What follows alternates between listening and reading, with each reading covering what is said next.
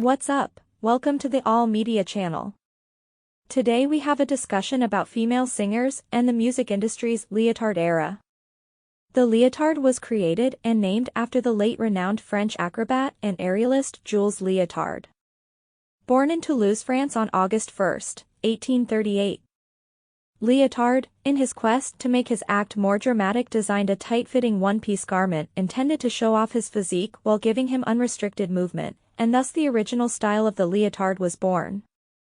Up until the 1960s, leotards were mainly worn by male circus performers and male gymnasts. In the 1970s, brightly colored leotards became the style to be seen in. However, in the 1980s, most leotards were crafted from polyester. Technological advancement in textile fabrication saw the introduction of spandex and lycra, two materials which boast exceptional elastic qualities.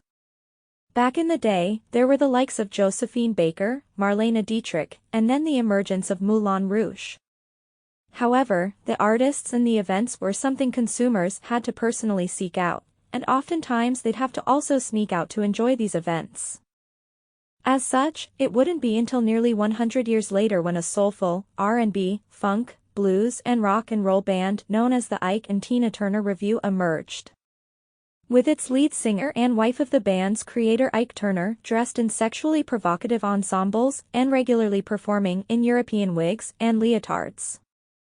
Ike Turner's debut of Tina Turner and the Ikettes began what is now the era of female singers in leotards. The blonde wigs and risque costumes would remain a part of Tina's iconic image and performance until she retired in 2009 after having wrapped up her 50th anniversary tour in Zurich. From Tina Turner, other artists such as Grace Jones, Madonna, Donna Summer, Whitney Houston, Janet Jackson, Paula Abdul, Mariah Carey, female rapper Lil' Kim, and Beyonce, would all grow inspiration and began appearing and performing in leotards. While many female singers have worn and performed in leotards, few, if any, are more responsible for making the leotard a female singer's required uniform more than the iconic Beyoncé Knowles. After the success of her debut solo single Crazy in Love, where the singer sported a leotard as she sang alongside her rapper mogul husband Jay-Z, the leotard officially became a part of her image and stage performance and thus began the Léotard era. Knowles picked up where Turner left off and would go on to popularize performing in a leotard in countless iconic performances, receiving rave reviews for her stage performance and vocal delivery and at times controversial appearance. Before it was common and acceptable for female singers to dress, sing, and dance provocatively. Artists like Tina Turner, Lil' Kim, and Janet Jackson felt the brunt of the critiques, naysayers, and the black church controversies over the years, causing them to feel shunned and exiled. Fast forward years later and Beyoncé wouldn't be spared either. In the mid-2000s, as Beyoncé rose to superstardom, she was constantly ridiculed, dragged, and blamed for the over-sexualization of female artists in the music industry.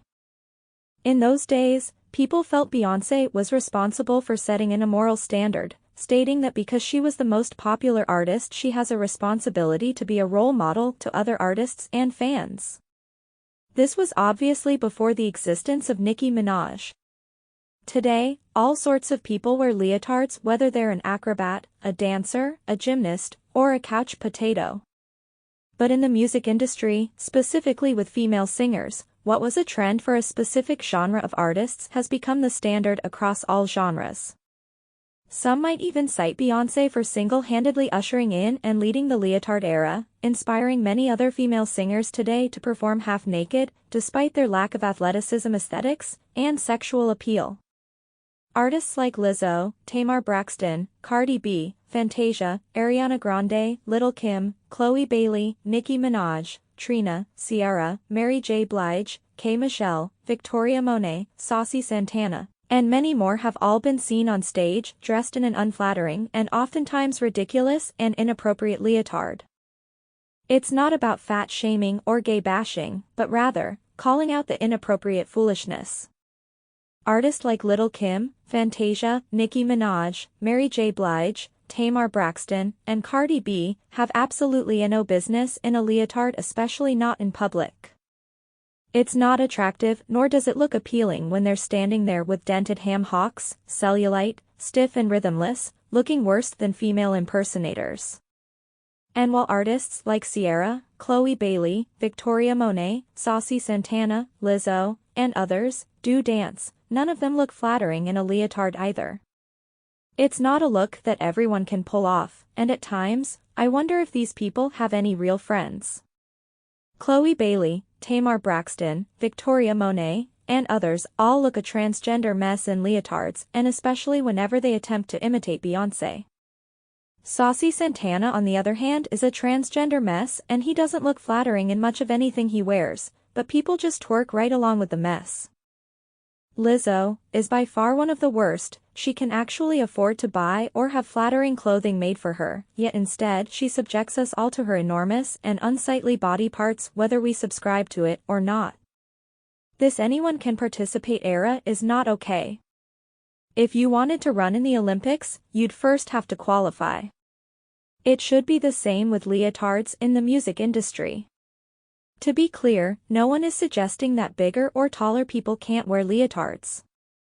That is not the message at all. However, if your body is unsightly, misshaped, or if you're not and have never been athletic, or you're stiff and or don't dance well, then you shouldn't be caught dead in a leotard. There's an epidemic of delusion taking over the world, and it's especially in the United States, where people are living in their own worlds within the world completely oblivious to the truth staring them right in the face. Delusion is dangerous and it must be checked. It's time to start bursting bubbles and confronting and helping people live in their truths. Maybe then, they won't have time to hallucinate. What do you think about the leotard era in the music industry, and why so many people would rather live in delusion than to face and fix their problems? Who do you think is most responsible? Is it Josephine Baker? Was it Ike and Tina Turner? Is it Beyonce? Or is it someone, or something else? Let us know your take on it down below. Please be sure to hit the like and subscribe buttons, and thank you for watching All Media.